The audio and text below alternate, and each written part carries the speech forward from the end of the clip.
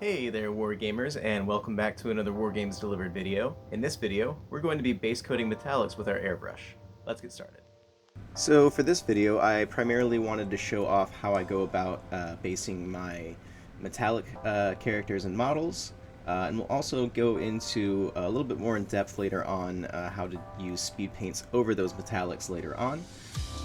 I know we went over that a little bit on the channel before with a Necron model, but I wanted to do a little bit more and really show off what you can do with the speed paints over your metallics. So we're going to start off with a air matte black over the entirety of the model, and it doesn't have to be 100% perfect. You just want pretty clean coverage across the entirety of the model, and we'll be painting the base with different paints later, so you can kind of leave parts of that a little bit spotty, but we're basically just looking to cover the entire model with a solid, clean, flat finish of this color.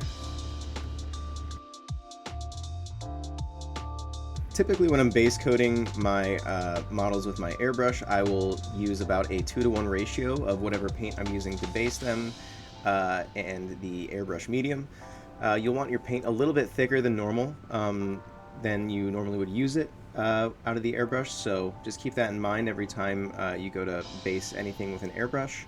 The biggest thing to keep in mind is just keep your PSI down to about 10 to 15 PSI. You really want it low to get really good basing effects. And with this, we're just slowly working around the model here, trying to work in small layers and trying to make sure that all of the paint has dried before you apply paint in that area. That's why I'm kind of moving it around, hitting different spots and then going back to other spots. So keep that in mind as well, and just stay steady with it. And after about 2 thin coats on each area, you should have a good finish on that. And moving on, we're going to switch over to a metallic air paint here, the Plain Bale Metal. And with this, we're going to cover the entirety of the model. I have the paint and the medium mixed about to a 1-to-1 ratio for this paint. And what I like to do when I'm doing this step is kind of imagine that it's just matte white, and it's a like we're doing a slap chop method basically on the model.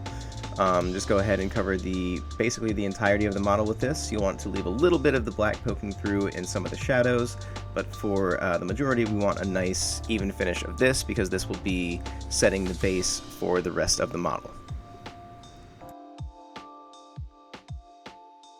Once you finish with that step, make sure to take some time and clean your airbrush. Metallic paints can typically leave a little bit of flakiness or just metallic pieces in your airbrush, so just be aware of that. Take a little bit of extra time while you're cleaning your airbrush. And moving over to our speed paints here, I wanted to showcase some of the speed paints I haven't used too much on the channel.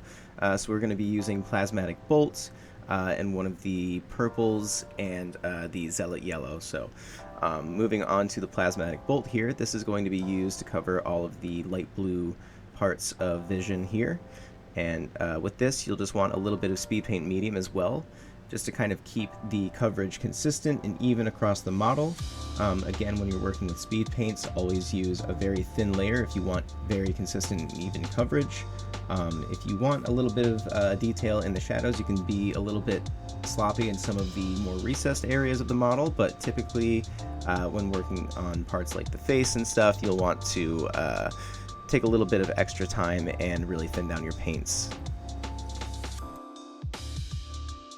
And if your coverage isn't 100% consistent in all areas, if you mess up a little bit, that's totally okay. We're going to be going back through in another video and showing you guys how to highlight your speed painted metallics.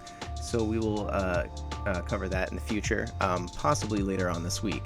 But for now, just go ahead and try to use a small brush, keep very consistent coverage, and try not to have too much speed paint on your brush. A lot of times that's when you will have a little bit of globbiness. It almost works like a wash in the sense that you don't want too much pooling in certain areas, but a little bit is great in some of the recessed areas. And moving on with the base coating, we're going to switch over to Purple Alchemy for all of the magenta colors on Vision here. Be very careful around the other areas that we've painted so far. This can stain, any speed paint can really stain any other speed paint. Sometimes it's just more prevalent with certain colors. With these, you really want to avoid trying to make any mistakes. That's why I'm kind of using a smaller brush, taking my time and really bracing my fingers into each other to stabilize my hands as best as I can. So those are some tips and tricks that you can use to really help you out with certain areas like this, especially when you get to spots that are a little bit more tricky on the model. And again, the way that I kind of think about this method is basically it's a slap chop method, just with metallics, plate mail metal specifically, instead of matte white. So anytime you would go to fix a mistake, you would just replace the metallic with the matte white that you would typically use, and that's kind of the recipe here. Anytime you make any mistakes here with the paints, just go ahead and take out your plate mail metal from the metallic line and just get a thin layer of that and go ahead and fix that as soon as the speed paint dries.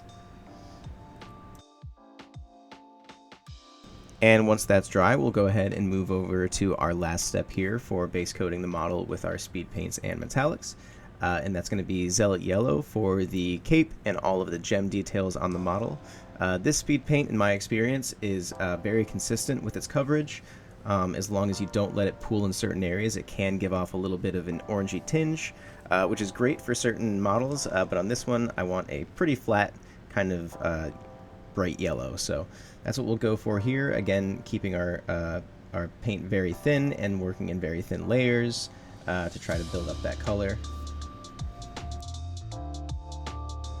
And again, sometimes when you're using this method, it can come out a little bit dark. That's why we're going to be making another video this week and showing you guys how to highlight your speed painted metallics. There is a way to brighten them up quite a bit and have a really nice effect afterwards, so keep that in mind. We will be showing you how to fix it if you've used this technique and felt like the model came out a little bit too dark.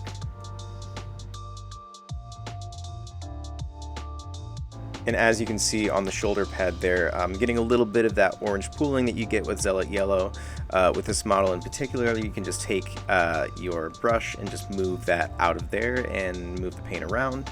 Another technique you can use is let it dry, and you can take a damp brush and just wipe away some of that color with the speed paints.